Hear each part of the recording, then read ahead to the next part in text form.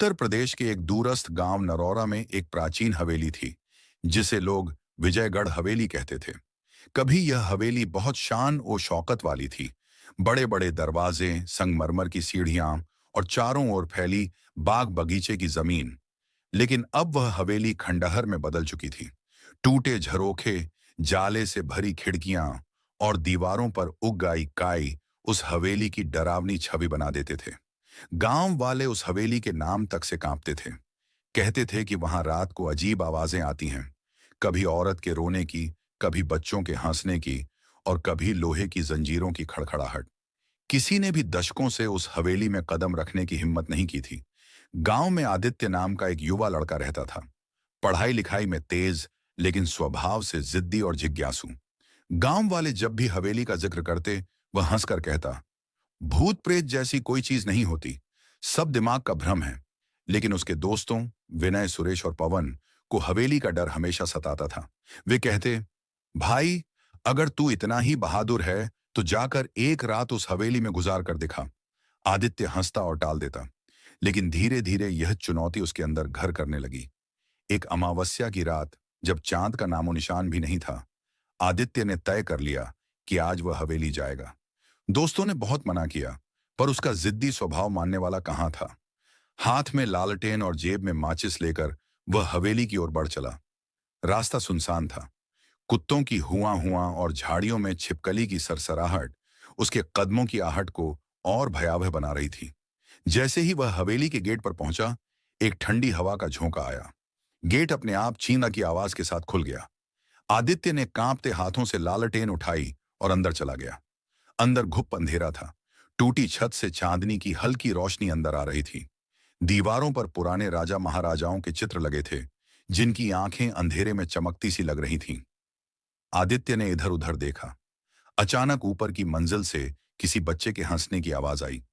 उसका दिल तेज धड़कने लगा। शायद कोई और यहां छिपा हुआ है, उसने खुद को दिलासा दिया। वह धीरे धीरे सीढ़ियां चढ़कर ऊपर गया। वहां उसे एक कमरा मिला, जिसकी दीवारों पर खून जैसे लाल निशान बने थे। कमरे के बीचों बीच एक टूटी हुई पालना पड़ी थी, जो अपने आप झूला झूल रही थी। अचानक हवेली की हवा बदल गई। तापमान बहुत गिर गया और लालटेन बार बार बुझने लगी। तभी कमरे के कोने से एक महिला की करुण चीत्कार गूंजी। तू यहां क्यों आया है? आदित्य ने लालटेन उठाई। सामने सफेद साड़ी पहने, खुले बिखरे बालों वाली एक औरत खड़ी थी। चेहरा नीला, आंखें पूरी लाल और होंठों से खून टपक रहा था। आदित्य के पैरों तले जमीन खिसक गई। उसकी जुबान सूख गई, आवाज गले में अटक गई। महिला और पास आई। ये हवेली शापित है, यहां से अभी चला जा, वरना तेरी आत्मा भी यहीं कैद हो जाएगी। महिला की आत्मा ने खुद ही अपनी कहानी बतानी शुरू की। सदियों पहले यह हवेली रानी कमला देवी की थी। राजा युद्ध में मारा गया और दुश्मनों ने हवेली पर हमला कर दिया। उन्होंने मुझे और मेरे बच्चों को जिंदा जला दिया। तब से मेरी आत्मा और मेरे बच्चों की आत्माएं इस हवेली से मुक्त नहीं हो पाई हैं। जो भी यहां आता है, उसकी आत्मा भी इस हवेली में कैद हो जाती है।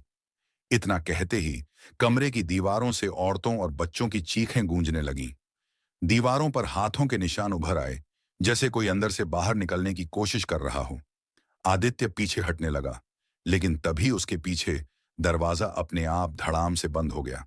लालटेन बुझ गई। अब केवल लाल आंखें और खून की बूंदें अंधेरे में चमक रही थीं। भूतनी उसके सामने आई और उसने आदित्य की गर्दन पकड़ ली। ठंडी बर्फ जैसी पकड़ से उसका दम घुटने लगा। तू भी अब यहीं रहेगा, हमेशा के लिए। आदित्य ने पूरी ताकत लगाई और दरवाजे को तोड़कर भागा। वह सीढ़ियों से लुढ़कता हुआ नीचे पहुंचा, लेकिन नीचे आते ही उसने देखा कि पूरी हवेली की फर्श पर खून फैला है और उस खून में कई साए उसे पकड़ने की कोशिश कर रहे हैं। सुबह जब आदित्य के दोस्त उसे खोजते हुए हवेली पहुंचे, तो हवेली के गेट पर उसकी टूटी हुई लालटेन पड़ी थी। अंदर जाकर देखा तो फर्श पर आदित्य के पैरों के निशान खून से बने हुए थे, जो अचानक हवेली के बीच में जाकर गायब हो जाते थे। आदित्य कहीं नहीं मिला। गांव के बुजुर्ग बोले, अब वह भी हवेली की आत्माओं का हिस्सा बन चुका है। उस दिन के बाद गांव में अजीब घटनाएं होने लगी। रात को हवेली से आदित्य की आवाज सुनाई देती, मुझे बचाओ, मैं यहीं हूं। कभी उसकी परछाई गांव के कुएं के पास दिखाई देती, कभी उसके कदमों की आवाज किसी के घर की छत पर गूंजती। गांव वालों ने हवेली की तरफ जाना हमेशा के लिए बंद कर दिया। लेकिन आज भी अमावस्या की रात को हवेली से आदित्य की चीखें सुनाई देती हैं और लोग कहते हैं कि जो भी उसकी आवाज सुनकर अंदर जाएगा, उसकी आत्मा भी हवेली के श्राप में कैद हो जाएगी। गांव नरौरा में जब आदित्य के गायब होने की खबर फैली तो पूरे गांव में सन्नाटा छा गया। हर कोई डर के साए में जीने लगा। लोग कहते, अब हवेली में आदित्य की आत्मा भी कैद हो चुकी है। गांव वालों ने वहां जाना पूरी तरह बंद कर दिया। यहां तक कि शाम ढलने के बाद लोग अपने घरों से बाहर निकलने से कतराने लगे। लेकिन आदित्य के तीनों दोस्त विनय, सुरेश और पवन चुप नहीं बैठे। विनय ने गुस्से में कहा, हमने ही उसे चुनौती दी थी। अगर हम न उकसाते तो वो वहां कभी न जाता। हमें उसे बचाना ही होगा। सुरेश घबराया हुआ था, बोला, पागल हो गए हो। जिसने भी हवेली में कदम रखा वो लौटा नहीं। अब अगर हम भी गए तो हमारी भी मौत पक्की है। लेकिन पवन ने धीरे से कहा, शायद कोई रास्ता हो। सुना है कि उस हवेली के शाप को तोड़ने का उपाय एक तांत्रिक जानता है। तीनों दोस्त पास के कस्बे में रहने वाले वृद्ध तांत्रिक बालक दास के पास पहुंचे। झुर्रियों से भरा चेहरा, माथे पर भभूत, गले में हड्डियों की माला और आंखों में अजीब सा तेज। उनसे सब कुछ सुनकर तांत्रिक ने आंखें मूंद लीं और मंत्र जपने लगा। कुछ देर बाद बोला, यह साधारण भूत प्रेत का मामला नहीं है। यह हवेली खून से सनी है। रानी कमला देवी और उनके बच्चों की आत्माएं यातना में हैं। जब तक उनका अधूरा कर्म पूरा नहीं होगा तब तक यह हवेली श्रापित रहेगी। और अब उस हवेली ने आदित्य की आत्मा को भी जकड़ लिया है। विनय ने कांपते हुए पूछा, गुरुजी, क्या आदित्य को बचाया जा सकता है? तांत्रिक ने गंभीर स्वर में कहा, हां, पर आसान नहीं है। अमावस्या की रात को हवेली में जाकर मुक्ति यज्ञ करना होगा। अगर बीच में आत्माएं तुम्हें रोक लें तो जरा सी गलती तुम्हें भी मौत की कैद में धकेल देगी। तीनों दोस्तों ने जान जोखिम में डालकर भी आदित्य को बचाने का निश्चय किया। अमावस्या की रात फिर आई। आसमान बादलों से ढका था। गांव पर अजीब सी उदासी छाई हुई थी। वे लोग तांत्रिक के साथ हवेली की ओर बढ़े। हाथ में मंत्र लिखी ताम्रपत्री, गंगा जल और हवन सामग्री थी। जैसे ही हवेली के गेट पर पहुंचे, वहीं चींयों की डरावनी आवाज गूंजी। हवेली ने जैसे उनका स्वागत किया हो। सुरेश ने कांपते हुए कहा, लगता है मौत हमारा इंतजार कर रही है। तांत्रिक ने डांटते हुए कहा, डरो मत, याद रखो, डर ही आत्माओं की सबसे बड़ी ताकत है। अंदर प्रवेश करते ही चारों ओर सन्नाटा था। टूटी खिड़कियों से आती हवा रह रहकर साएं साएं की आवाज कर रही थी। दीवारों पर लटकते चित्रों की आंखें उन्हें घूरती प्रतीत हो रही थीं। अचानक फर्श पर खून की बूंदें टपकने लगीं और लालटेन अपने आप बुझ गई। पूरा अंधेरा छा गया। पवन ने डरते डरते कहा, गुरुजी, ये क्या हो रहा है? तांत्रिक ने आंखें बंद कर मंत्र पढ़ना शुरू किया। तभी सीढ़ियों पर किसी बच्चे के दौड़ने की आवाज आई। ठक ठक ठक। सबने ऊपर देखा तो एक छोटा बच्चा टूटी पालना लेकर खड़ा था। उसके चेहरे पर मासूम मुस्कान थी, लेकिन आंखें पूरी काली थीं। वह धीरे धीरे बोला, तुम आदित्य को लेने आए हो? आओ, मैं इंतजार कर रही हूं। और फिर वो बच्चा अचानक धुएं में बदल गया। ऊपरी मंजिल से वही औरत उतरी। सफेद साड़ी, बिखरे बाल, लाल आंखें। चारों ओर ठंडक फैल गई। क्यों आए हो यहां? क्या मौत तुम्हें भी खींच लाई? विनय ने साहस जुटाकर कहा, हम अपने दोस्त आदित्य को लेने आए हैं। अब वह मेरा है। मेरी कैद से कोई नहीं छूट सकता। तांत्रिक ने मंत्रोच्चार शुरू किया। अचानक हवेली की दीवारों से खून टपकने लगा। चारों ओर से औरतों और बच्चों की चीखें गूंजने लगीं। अचानक आदित्य का चेहरा उनके सामने आया। वह खून में सना हुआ था, आंखों में पीड़ा। वह बोला, दोस्तों, मुझे बचा लो, मैं अब और नहीं सह सकता। सुरेश रो पड़ा, आदित्य, हम तुझे बचाने ही आए हैं। लेकिन जैसे ही वे उसकी ओर बढ़े, सैकड़ों हाथ दीवारों से निकलकर उन्हें पकड़ने लगे।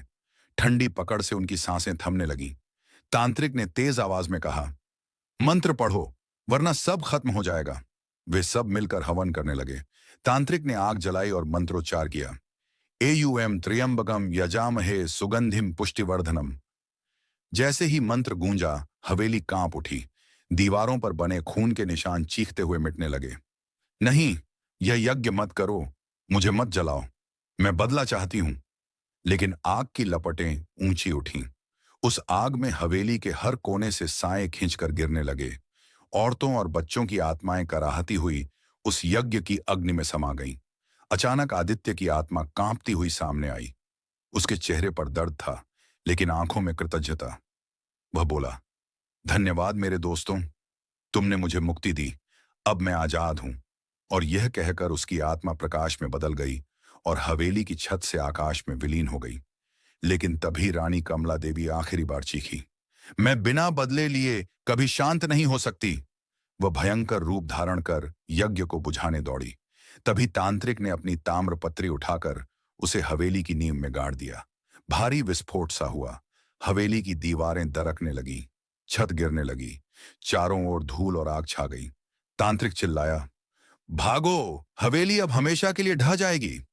तीनों दोस्त जान बचाकर बाहर भागे और देखते ही देखते पूरी हवेली जमीन पर ढह गई। धूल का बादल आसमान तक उठ गया। सुबह गांव वालों ने देखा कि हवेली का नामो निशान मिट चुका है। बस वहां राख और मलबा बचा था।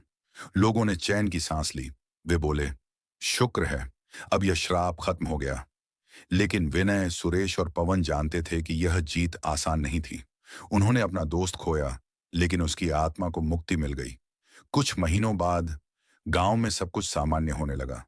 लोग फिर खेतों में जाने लगे, बच्चे खेलते, औरतें कुएं से पानी भरती। लेकिन एक रात सुरेश ने सपना देखा। सपने में आदित्य उसके सामने आया और बोला, तुमने मुझे मुक्त तो कर दिया, लेकिन हवेली का श्राप पूरी तरह खत्म नहीं हुआ। रानी कमला देवी की आत्मा अब भी भटक रही है और किसी नए ठिकाने की तलाश में है। सुरेश हड़बड़ाकर उठा।